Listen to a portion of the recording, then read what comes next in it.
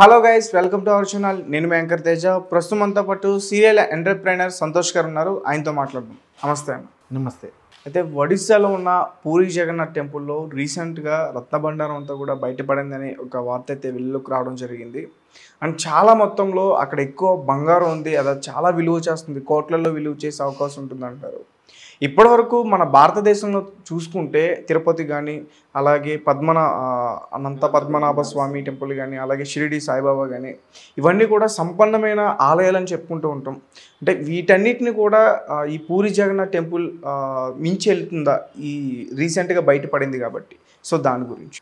So ఈ ఆస్తులు ఏవైతే బయటపడుతున్నాయో ఈ టెంపుల్స్ నుంచి, అది మన ఆస్తి, మీన్స్ భారతదేశ ఆస్తి.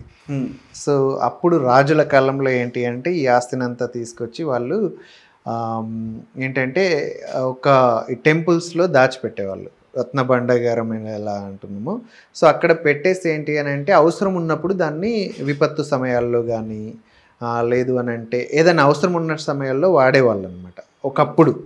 సో అలా వాళ్ళ దగ్గర విపరీతమైన బంగారు నిధులు ఏర్పడ్డాయి. వాటిల్లో చాలా మట్టుకి టెంపుల్స్లోనే దాచిపెట్టడం జరిగింది.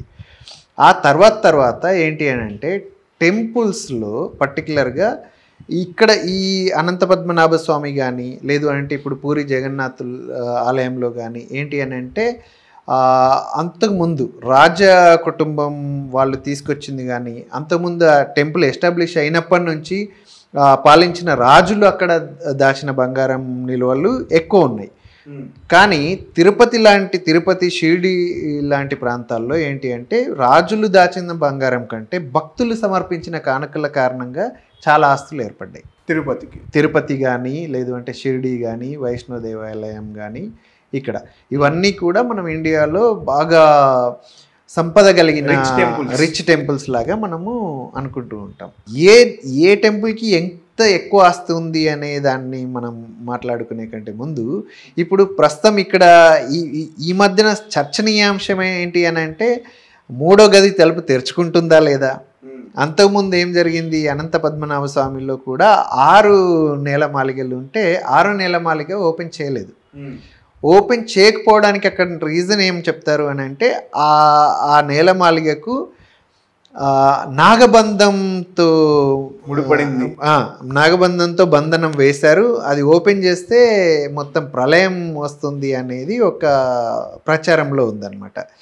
ఇన్ఫ్యాక్ట్ ఏంటంటే ఒక 100 years బ్యాక్ 1920 ఆ టైంలో 1920 ఆ టైంలో అది ఓపెన్ చేసే ప్రయత్నం చేశారు అప్పటి రాజు. అక్కడ 100 సంవత్సరాల క్రితం అప్పుడు ఏంటి అని అంటే అక్కడ సముద్రపు అలలు, లేదంటే ఒక సునామీ లాంటి శబ్దాలు రావడంతో ఏంటంటే ఆ ప్రయత్నాన్ని వాళ్ళు మానేశారు. సో అది ఓపెన్ చేస్తే మొత్తం అంతా కూడా అక్కడ ఒక సునామీ వాతావరణం ఏర్పడుతుంది అనే ఒక భయాన్ని క్రియేట్ చేశారు. దాంతోపాటు విష సర్పాలు ఉంటాయి అక్కడ, నాగబంధం చేసింది కాబట్టి నాగదేవత అక్కడ ఉన్న వాళ్ళందరినీ చంపేస్తుంది, అదొక పాపం లాగా అవుతుంది అని చెప్పేసి ఒక ప్రచారం జరిగిందనమాట. అదేవిధంగా ఇప్పుడు ఇక్కడ మన పూరి జగన్నాథ్ టెంపుల్లో కూడా ఆ మూడో ఏదైతే రత్నభండాగారం ఉందో దానికి కూడా ఇట్లా నాగబంధం ఉండి ఉంటుంది, సో విషసర్పాలు ఉండే అవకాశాలు ఉంది దాంట్లో అని చెప్పేసి ఒక ప్రచారం జరిగింది. అందుకనే దాన్ని ఓపెన్ చేసే టైంలో ఈవెన్ స్నేక్ క్యాచర్స్ని వాళ్ళని కూడా తీసుకొచ్చారు. ఈవెన్ ఒకవేళ విషసర్పాల కారణంగా మనకి ఏదన్నా అపాయం జరిగితే ఇమీడియట్గా మెడికల్ అసిస్టెన్స్ ఇవ్వడం కోసం డాక్టర్స్ టీమ్ని కూడా తీసుకొని వచ్చి ఓపెన్ చేశారు. ఇన్ఫ్యాక్ట్ ఏంటి అని అంటే 3-4 days బ్యాక్ కిందనే దాన్ని ఓపెన్ చేశారు. కీ దొరకలేదన్నమాట. 3 keys అవసరం ఉంటుంది.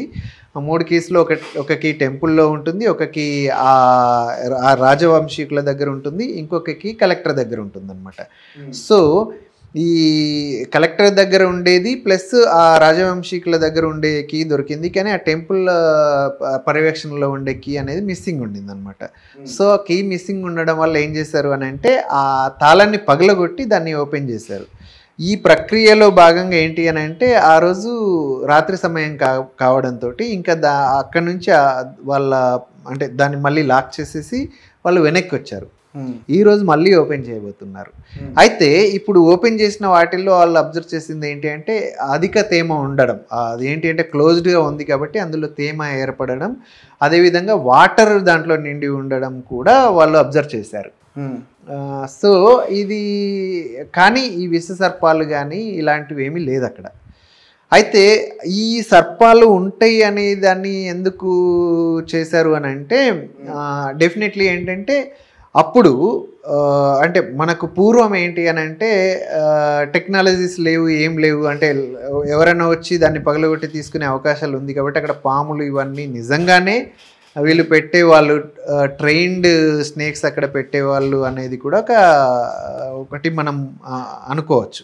ఎందుకనంటే దాన్ని అక్కడ ఆస్తులను కాపాడడం కోసం అదొకటి. రెండోది ఏంటి అంటే ఏళ్ల తరబడి అది క్లోజ్ ఉన్నప్పుడు నాట్ ఓన్లీ స్నేక్స్, ఈవెన్ గబ్బిలాలు లాంటివి అక్కడ ఏదైనా వాటి స్థిర నివాసాన్ని ఏర్పరచుకునే అవకాశాలు ఉంటాయి. అదేవిధంగా ఏంటి అంటే అది క్లోజ్డ్గా ఉన్నప్పుడు చుట్టుపక్కల నుంచి ఏదైనా లీకేజ్ ఉండి వాటర్ లోపలికి వెళ్ళే అవకాశాలు కూడా ఉంటాయి. సో అలా అందులో డెఫినెట్లీ టెక్నికల్గా చూడాల్సి వస్తే లేదు, నమ్మకాలని మన ఏదైతే హిందూ ధర్మ నమ్మకాలు నాగబంధం వీటిని చూడాల్సి వస్తే ఓకే అలా ఏమన్నా వాళ్ళు చేశారేమో అని అనుకోవచ్చు. అయితే ఇప్పుడు ఈ ఆస్తినంతా ఏదో రకంగా కష్టపడి ఇది ఏదైతే ఈ పూరి జగన్నాథ్ది ఏదైతే ఉందో 46 years బ్యాక్ వరకు ఓపెన్ చేస్తూ ఉండేవాళ్ళు. 46 years బ్యాక్ దాన్ని ఆపేశారు ఓపెన్ చేయడం. ఆఫ్టర్ 46 years మళ్ళీ ఇప్పుడే ఓపెన్ చేస్తున్నారు అనమాట. సో ఆల్మోస్ట్ 4 దశాబ్దాలు 5 దశాబ్దాల తర్వాత ఓపెన్ చేస్తున్నారు కాబట్టి లోపల ఏం జరుగుతుందా అనే ఒక డెఫినెట్లీ ప్రతి ఒక్కరికి కూడా ఒక ఆలోచన ఉంటుంది. అవును. సో అందువల్ల ఏంటి అంటే ఇది వార్తల్లో ఎక్కువగా నిలిచింది.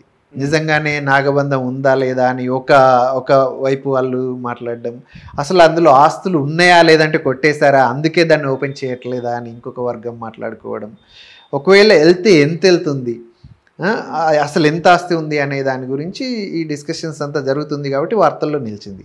ఏదేమైనా ఈరోజు ఓపెన్ చేస్తారు, ఓపెన్ చేయంగానే మనకేం జరుగుతుంది అనేది మనకు తెలుస్తుంది. అయితే ఈ మొత్తం ఎక్కడ ఏదైతే ఈ మనం 4-5 టెంపుల్స్ గురించి మాట్లాడుకుంటున్నామో ఇక్కడ ఈ టెంపుల్స్లో ఏంటంటే లక్షల కోట్ల విలువైన బంగారం నిధులు ఉన్నాయి. కేవలం మనం ఒక టీటీడీ గురించి ఆలోచిస్తేనే దాదాపు 2 లక్షల కోట్ల విలువైన బంగారం అక్కడ ఉంది అనేది ఒక అంచనా. సో ఈ ప్రజలు కొంతమంది ఏంటి అంటే ఇక్కడ ఇంత బంగారం విలువ ఉంది కాబట్టి వాటిని డబ్బులుగా మార్చి అభివృద్ధి కార్యక్రమాల్లోకి మనం యూజ్ చేయవచ్చు కదా, అంటే ఇండియా అభివృద్ధికి తోడ్పడుతుంది కదా అనేది ఒక ఆలోచన చేస్తున్నారనమాట. సో దాన్ని కార్యరూపం చేయడం కోసం తమిళనాడు గవర్నమెంట్ ఇంతకుముందు ఒకసారి ప్రయత్నించింది, కానీ అది ఓన్లీ ప్రయత్నంగానే ఆగిపోయింది. ఎందుకు అని అంటే మనము ఈ దేవాదాయ చట్టం ఒకటి ఉంది ఇండియాలో. సో ఇప్పుడు మనం అక్కడ ఆస్తుల్ని ఇలా మార్చి జాతీయం చేయాలి అని అంటే ఈ కంప్లీట్ దేవాదాయ చట్టాల్లో పూర్తిగా చేంజెస్ తీసుకొచ్చి అది జాతీయ సంపదగా ప్రకటించాల్సిన అవసరం ఉంటుందన్నమాట. ఆ చట్టం చేయాల్సి వస్తుంది. దానికి అంటే మనకు ఇప్పటిదాకా ఉన్న కంప్లీట్ దేవాదాయ చట్టాలన్నింటినీ స్టడీ చేసి దాంట్లో కావాల్సిన చేంజెస్ అన్నీ చేసి అది కంప్లీట్ మన పార్లమెంట్ అంతా యాక్సెప్ట్ చేస్తే అప్పుడు ఇలాంటిది ఏదైనా జరిగే అవకాశం ఉండొచ్చు. Okay right, thank you so much అన్న. అని చూద్దాం, అంటే ఈరోజు మళ్ళీ ఓపెన్ చేస్తున్నారంటున్నారు కదా, అలాగే దాన్ని లెక్కింపు చేయడానికి కూడా దాదాపు 3 నుంచి 4 నెలల వరకు కూడా టైం పడుతుంది అంటున్నారు. అండ్ అలాగే కొంతమంది కామెంట్స్ చేస్తున్నారు ఏదైతే బయటపడుతుందో దాన్ని అంతటిని కూడా మీరు హైందవ ధర్మానికి మాత్రమే ఉపయోగించాలని చెప్పేసి అంటున్నారు. అది బికాజ్ ఏంటంటే హిందూ టెంపుల్స్ నుంచి వస్తుంది కాబట్టి ఇప్పుడు మిగిలిన ఏదైతే మతాల్లో వారికి సంబంధించిన ఆస్తులు వాళ్ళే అనుభవిస్తున్నారు కాబట్టి హిందువులకు సంబంధించిన టెంపుల్స్ నుంచి వచ్చేది హిందూ ధర్మానికి మాత్రమే, అంటే హిందూ మత సమాజానికి మాత్రమే ఉపయోగించాలి అనేది డెఫినెట్లీ హిందువుల కోరిక ఉంటుంది. కాకపోతే జాతీయం చేసినప్పుడు కేవలం ఇది హిందువులకి యూజ్ చేయాలి, ఇది కేవలం క్రైస్తవులకి యూజ్ చేయాలి, ఇది కేవలం మహమ్మదీయులకి యూజ్ చేయాలి అనేది ఉండదు జాతీయ ఆస్తిగా పరిగణించినప్పుడు. సో అది అందుకనే మేబీ ఇంతవరకు దేవాదాయ చట్టాల్లో చేంజెస్ చేయకుండా, అంటే అది ఆ టెంపుల్స్ ఆస్తి కాబట్టి టెంపుల్ ఆస్తిగానే ఉంచుతున్నారేమో. కాకపోతే ఏంటి అంటే ఆల్రెడీ టీటీడీ కానీ చాలా వరకు టెంపుల్స్ అంతా కూడా సమాజ కార్యక్రమాల్లో సోషల్ వెల్ఫేర్ వీటిల్లో చాలా వరకు ఖర్చు పెడుతుంది. ఏది డిఫరెంట్ కాకపోతే మోస్ట్ ఆఫ్ ది టైం ఏంటి అని అంటే హిందూ టెంపుల్స్ని హిందూ మత ఏది అభివృద్ధి కోసమే most of the time use చేస్తున్నారు అనేది ఇప్పటి వరకు ఉన్న అంచనా. ఓకే అన్న, thank you so much. Thank you.